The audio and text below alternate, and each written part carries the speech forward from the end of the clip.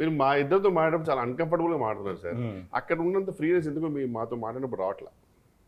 కనిపెట్టేశారా? కనబడుతుంది సార్. అన్న కొంచెం అమ్మాయిలతో కంఫర్ట్ ఎక్కువ. మీరు ఆక్స్ఫర్డ్ బాగానే ఎక్స్ట్రా అప్పుడప్పుడు. చూడండి, తెలుగు నేర్పిస్తుంటే ఆవిడ నేర్పించడం లేదు, మీరు మధ్యలో ఆఫ్ చేశారు. ఆవిడ చాలా సీరియస్గా చూస్తుంది. లేదు సార్, ఇది నా రెస్టింగ్ ప్లేస్. రెస్ట్ తీసుకునే ప్లేసా? ఇప్పుడు ఇంగ్లీష్ నేర్పించాం. అది మనకి ఇంగ్లీష్ తెలుగు మీకు అంత బాగా వచ్చాయండి? వచ్చా, మంత్రాలు చదువుతానండి నేను. మంత్రాలు చదువుతానండి నేను. అవునా? స్టేజ్ల మీద మంత్రాలు చదివితే ఎంతమంది ఫ్యాన్స్ అయ్యారో తెలుసా? చేతపడే మంత్రాలా మామూలుగా? బడిలో నేర్చుకున్న మంత్రాలు. ఓకే.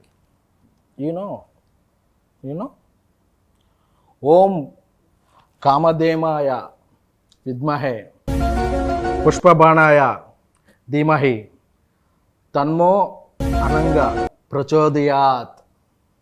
ఫస్ట్ పదానికైతే అది మీదే అర్థమైంది మంత్రం, కానీ తర్వాత ఏంటో అట్లా ఖతం. మన్మధుడి మంత్రం అండి అది.